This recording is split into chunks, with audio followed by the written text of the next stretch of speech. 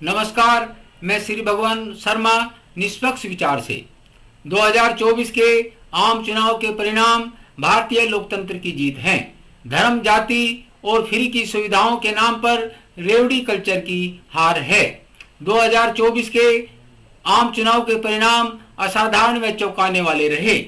BJP और प्रधानमंत्री श्री मोदी का 400 पार का नारा धरा रह गया और बीजेपी 240 पर ही अटक गई, जो कि बहुमत के आंकड़े 272 से 32 सीटें कम हैं। हालांकि उसने सहयोगी दलों के साथ मिलकर 293 सीटें जीतकर बहुमत का आंकड़ा पार कर लिया है और वह सहयोगी दलों के सारे सरकार बनाने की स्थिति में पहुंच गई है। बीजेपी और सहयोगी दलों की स्थिति एनडीए के रूप में इस प्रकार रही।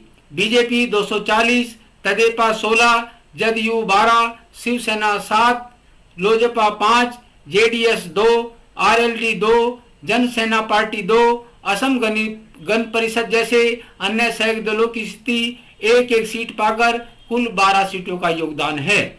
दूसरी तरफ विपक्ष इंडिया गठबंधन के रूप में मजबूती से लड़ा और उसकी स्थिति पिछले चुनाव के मुकाबले काफी बेहतर रही और उसे 232 सीटें प्राप्त हुई, परंतु बहुमत के आंकड़े से वह भी दूर ही है और उनकी पार्टी वाइज स्थिति इस प्रकार है। कांग्रेस 99, तृणमूल कांग्रेस 29, डीएमके 22, समाजवादी पार्टी 37, राजद 4, Shivsena Uddhav 9, NCP Sharad 8, CPM 4, AAP 3, CPI 2, Jhamumo 3, EML 3, अन्य सहयोगी 10 हैं। बीजेडी जैसी अन्य दल जो किसी भी गठबंधन में नहीं थे, उनकी 18 सीटें हैं। बीजेपी ने यह आम चुनाव मोदी जी के करिश्माई नेता के नाम पर लड़ा। चुनाव में प्रचार के दौरान मोदी जी विकसित भारत की बात करते करते कांग्रेस व अन्य विपक्षी दलों पर वंशवाद के आरोप लगाते कांग्रेस पर देश की संपत्ति मुसलमानों में बांटने का आरोप लगाने लगे और आरोप लगाया कि कांग्रेस महिलाओं के मंगलसूत्र को भी नहीं बख्शेगी। मोदी जी का अनुसरण करते हुए बीजेपी के अनुराग ठाकुर व अन्य सभी छोटे बड़े नेता हिंदू मुस्लिम राजनीति पर आ गए। फलस्वरूप चुनाव सांप्रदायिक रंग में रंग गया। विपक्षी दल व सत्ता पक्ष अपनी अपनी शिकायत लेकर चुनाव आयोग चले गए। यह बहुत ही शर्म की बात है कि पहली दफा चुनाव आयोग ने किसी प्रधानमंत्री के खिलाफ आचार संहिता उल्लंघन संबंधी शिकायत दर्ज की।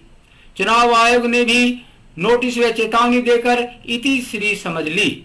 चुनावों में धार्मिक घृणा व जातिवाद फैलाने, मतदाताओं को प्रलोभन देने की किसी को इजाजत नहीं देनी चाहिए, चाहे वह कितने ही बड़े पद पर क्यों न हो, और चुनाव आयोग को सख्त से सख्त कार्रवाई करनी चाहिए ताकि हमारा लोकतंत्र कायम रहे।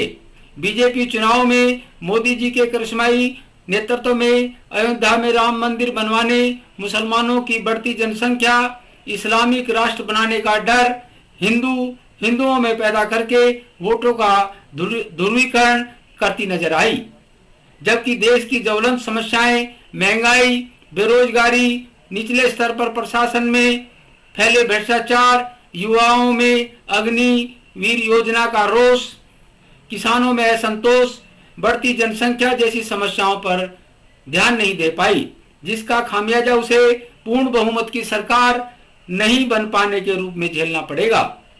उधर ऐसा लगता है कि इंडिया गठबंधन, खासकर कांग्रेस, सत्ता में 10 साल बाहर रहने के बाद सत्ता प्राप्त करने के लिए इतना छटपटा रही है कि चुनाव घोषणा पत्र में फ्री सुविधाओं की झड़ी लगा दी है। मोदी जी के 5 किलो अनाज के बदले 10 किलो अनाज देने की बात करने लगी। राहुल गांधी महिलाओं के खाते में प्रतिमाह 8,500 रुपए खटाखट फटाफट पहुंचने की बात करने लगे। पिछले चुनाव में कांग्रेस का नारा था कि जात पर न पात पर मोहर लगेगी हाथ पर। राहुल गांधी ने कांग्रेस का नारा छोड़कर जाति जनगणना और आरक्षण बढ़ाने की मांग करके बिहार की आरजेडी पार्टी व उत्तर प्रदेश की समाजवादी जैसी क्षेत्रीय पार्टियों के एजेंडे को अपना लिया, जबकि स्वयं संविधान निर्माता भीमराव अंबेडकर, आधुनिक भारत के निर्माता पंडित जवाहरलाल नेहरू, लौह पुरुष सरदार पटेल जैसे राष्ट्रीय नेता जातीय जनगणना को देश के लिए विघटनकारी मानते थे। इसलिए उन्होंने समय समय पर राष्ट्रीय जनगणना कराते हुए उसमें जाति जनगणना का प्रावधान नहीं किया था। धर्म और जाति का दुष्परिणाम हम भूतकाल में पहले ही झेल चुके हैं। धर्म के आधार पर भारत माता को हिंदुस्तान पाकिस्तान के नाम पर बांटा जा चुका है। जातियों की ऊंच नीच से में हम बटे रहे और आक्रमणकारी हजारों साल तक हम पर राज करते रहे। 2024 का आम चुनाव का परिणाम लोकतंत्र की जीत है। वहीं जाति धर्म की राजनीति के साथ साथ फ्री सुविधाओं, बिजली, पानी, राशन के नाम पर मतदाताओं को प्रलोभन देकर खरीदने के दुष्परिणाम यानी रेवड़ी कल्चर की हार है। मतदाताओं ने बीजेपी के धर्म के एजेंडे को ठुकरा दिया और पूर्ण बहुमत नहीं दिया। इसी प्रकार कांग्रेस व अन्य विपक्षी दलों के जाति व फ्री सुविधाओं के एजेंडे को भी नकार दिया और उनको भी बहुमत से दूर रखा। वर्तमान में एनडीए की मीटिंग में मोदी जी को तीसरी बार प्रधानमंत्री बनने के लिए चुन लिया गया है। उन्होंने अपने ठोस इरादों के साथ साथ भ्रष्टाचार के विरुद्ध अपनी लड़ाई को जारी रखने का संकल्प दोहराया है।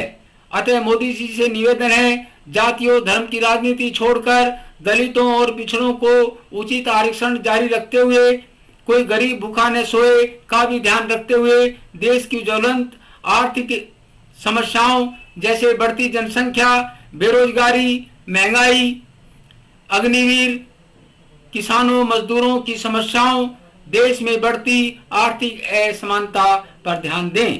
तभी विकसित व समर्थ भारत का निर्माण हो सकेगा। इसका जीता जागता उदाहरण हमारे पड़ोस में चीन है। सन 1980 के दशक तक चीन और हमारी अर्थव्यवस्था लगभग समान ही थी। जनसंख्या हमसे भी ज्यादा विशाल थी। उसने अपनी जनसंख्या पर कंट्रोल किया और न केवल अपने लोगों को रोजगार दिया, बल्कि आज के समय में दुनिया की प्रमुख अर्थव्यवस्था व ताकत बन चुका है। अतः कोई कारण नहीं कि यदि मजबूत नेतृत्व मिले तो हम भी विकसित और समर्थ भारत का निर्माण कर सकते हैं। नमस्कार, श्री भगवान शर्मा, निष्पक्ष विचार से।